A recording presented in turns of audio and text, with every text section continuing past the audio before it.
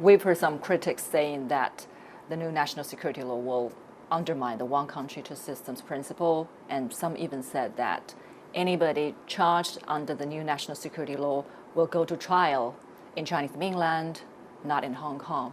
Well, as the Secretary for Justice in Hong Kong, what do you think?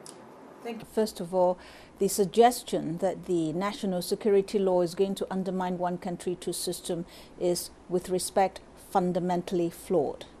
National security is always a matter within the purview of the central authorities, and that's the same with any countries, be it a unitary state or a federal state. So it's very natural that the central authorities should be the relevant body that legislate for national security. Now, I guess one of the reasons why people think that it is affecting the one country, two systems, they are having in mind the Basic Law Article 23, which says that the legislative for the national security is going to be given to Hong Kong as in order to implement and legislate on its own for national security laws. Now, I think that's a total misunderstanding and misreading of Basic Law Article 23. Basic Law Article 23 really provides Hong Kong, or rather authorizes Hong Kong to legislate on its own laws relating to national security.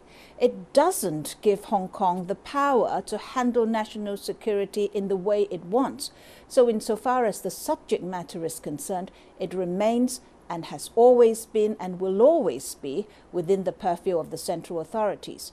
The fact that Hong Kong has been authorized to legislate under Article 23 does not preclude nor remove the right and the duty of the central authorities at the appropriate moment or on the need make national security legislations. So I hope that clears the concern that people have, because they tend to look at two systems and forgot that Hong Kong is part of China. As to your second part of the question relating to the courts, I guess this again is a very speculative questions that have been raised and perhaps unnecessarily creating fears for the people.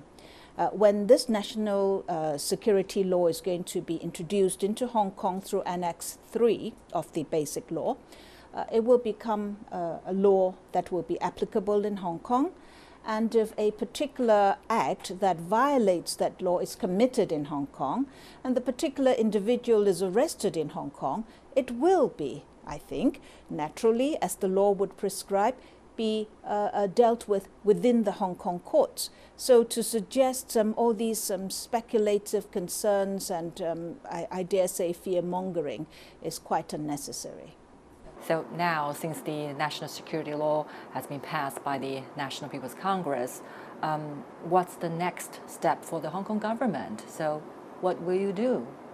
The NPC has passed the decision which authorizes the NPCSC to start drafting and enacting the laws that relates to national security. Now, when that's done, and during the process, no doubt, the Hong Kong government will be consulted, and we will then provide whatever input we will be able to provide to try and make sure that the law will be immediately applicable to Hong Kong once it's promulgated through Annex 3 of the Basic Law.